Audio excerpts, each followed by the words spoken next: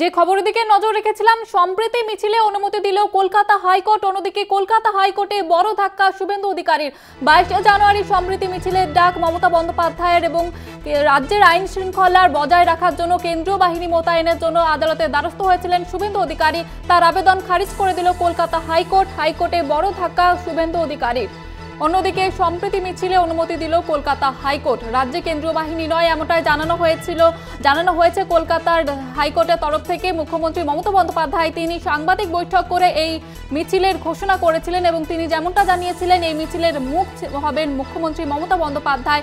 তবে শুভেন্দু অধিকারী যেমনটা আবেদন করেছিলেন কলকাতা হাইকোর্টে যে 22 জানুয়ারি রাম মন্দিরের উদ্বোধন এবং রাজ্যের আইন শৃঙ্খলা বজায় রাখার জন্যই তিনি কেন্দ্রীয় বাহিনীর আবেদন করেছিলেন কলকাতা হাইকোর্টে, সেই আবেদন খারিজ করে দিল কলকাতা হাইকোর্ট। রাজ্যে কেন্দ্রীয় বাহিনী নয় এমনটাই জানানো হয়েছে কলকাতা হাইকোর্টের তরফ থেকে। অন্যদিকে সম্প্রীতি মিছিলে অনুমতি দিল কলকাতা হাইকোর্ট। অন্যদিকে হাইকোর্টে বড় ধাক্কা শুভেন্দু অধিকারীর এমনটা বলা যেতে পারে। এর বিষয়ে বিস্তারিত জানাবে আমাদের প্রতিনিধি পীযূষ কান্তি নাগ। পীযূষ, কি জানাবে শুভেন্দু অধিকারীর বড় ধাক্কা? দেখো, রাজ্যের মুখ্যমন্ত্রী ঘোষণা করেছিলেন যে রাম মন্দিরের দিন রাজ্যের ব্লকে ব্লকে এবং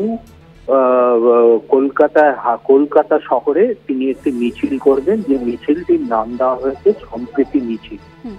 এবং এই মিছিলটি স্থগিত এবং মিছিলের দিন পরিবর্তনের আবেদন নিয়ে কলকাতা হাইকোর্টের দ্বারস্থ হয়েছিলেন শুভেন্দু অধিকারী। পাশাপাশি তার দাবি ছিল রাম মন্দিরের প্রতিষ্ঠার দিনকে সেইদিকে কলকাতা শহর বিভিন্ন জায়গায় গন্ডগোলের সংখ্যা তারা অনুভব করছে, সেই কারণে সেই দিন রাজ্যে কেন্দ্রীয় বাহিনী মোতায়েন করা হোক।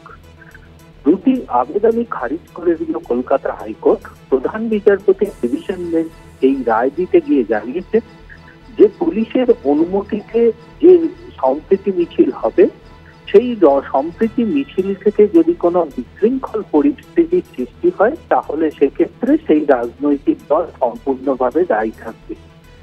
তবে পুলিশ যখন সেই মিছিলের অনুমোদন দেবে সেক্ষেত্রে কোন মিছিল দিয়ে এই রুট যাবে, এই মিছিল যাবে তা কিন্তু উল্লেখ করতে হবে। মিছিলের প্রেক্ষিতে সাধারণ মানুষ যাতে অসুবিধার সম্মুখীন না হয় সে ব্যাপারে বিশেষভাবে দৃষ্টি দিতে হবে পুলিশকে। রাজ্যের ব্লক লেভেলে এবং বিভিন্ন জেলায় যে মিছিলের ঘোষণা করা হয়েছে এই সম্প্রীতি মিছিলে, তার অনুমোদন দেবে রাজ্যের জেলা শাসকরা এবং সেখানেও কিন্তু মিছিলের রুট বিশেষভাবে উল্লেখ থাকতে হবে। মিছিল সংগঠিত করার সময় রাজ্য পুলিশকে বিশেষভাবে নিরাপত্তা দিতে হবে। মিছিল থেকে কোনো রকম উস্কানিমূলক বক্তব্য রাখা যাবে না যাতে রাজ্যের আইন শৃঙ্খল পরিস্থিতি ভেঙে পড়তে পারে, এমনটাই নির্দেশ কলকাতা হাইকোর্টে। তবে শুভেন্দু অধিকারী আইনজীবী বারংবার জানান যে রাজ্যের বিশৃঙ্খল পরিস্থিতির তারা আশঙ্কা করছেন কেন্দ্রীয় বাহিনী মোতায়েনের জন্য।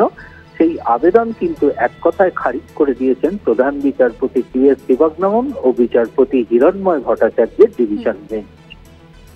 ধন্যবাদ পীযূষ।